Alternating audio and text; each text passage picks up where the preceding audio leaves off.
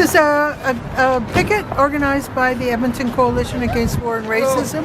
It's something we do regularly to inform Canadians and have discussion with people in Edmonton about the situation we're facing. So, with the inauguration of Trump, with his election and inauguration, there's been really unprecedented resistance every single day in the U.S. and all around the world. People demonstrating and organizing in support of the American people. Okay, so this week in particular, we want to talk to people about the joint statement that was released after Trudeau's visit to the U.S., a visit with Trump. So I think everybody knows that Trudeau went there, and what's not being revealed is the extent to which he is drawing Canada more and more into the U.S. war preparations and giving up Canadian sovereignty and the rights of Canadians. So one of the things is the extension of Bill C-23, which will allow American agents on Canadian soil to detain people who are trying to travel through or to the U.S., to detain them indefinitely, to strip search them, not permit them as they are now to simply say that I'm no longer interested in traveling because of the treatment I'm getting and I'm leaving this area. But they can detain people, they can question them, and the immigration lawyers are saying that it will be an offense not to answer the American questions. Along with that is Bill C-37, which means that all of your mail can now be opened and examined by border service agents and some employees of Canada Post. The statement also talks about extending U.S. military control over Canada through the NORAD relationship, and this is, there's a lot of extremely worrisome things that Canadians have shown in the past that they're not in favor of. One of them being putting U.S. ballistic missiles on Canadian soil, so-called defensive missiles. So what do you hope overall that these pickets will achieve?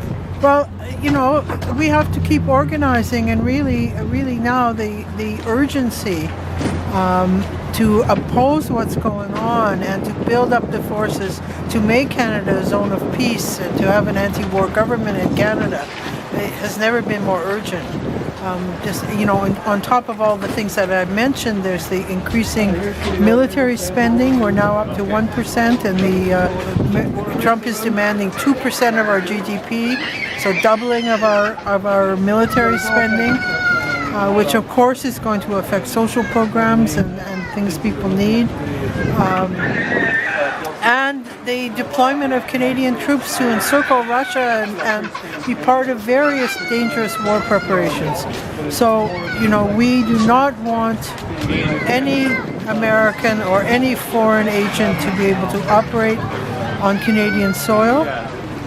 We do not want Canada to be embroiled in U.S. wars of aggression. We want Canada to be a factor for peace in the world, a zone of peace, to join all those in the world who oppose the use of violence to settle disputes, who stand for the right of all peoples to determine their own affairs, who are against American interference and aggression and targeting of people, against xenophobia and racism and misogyny. It's a very, very, very, very crucial point in history where everyone needs to come forward and be active. So that's what we're out here talking to people about today. So what brought you out here today?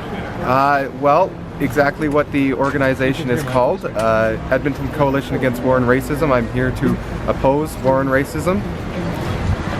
Especially, the American administration and the Canadian administration's aggression in the Middle East, and the increasing disrespect for the constitutions in both America and here in Canada. And is there a specific issue that brought you out here today? Well, a lot of us are here about Bill C-23 regarding the ability of American agents to operate in Canada.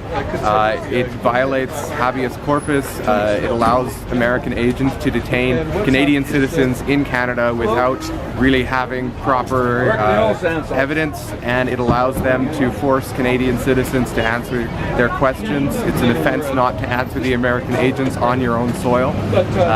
So that's the biggest reason I'm here today.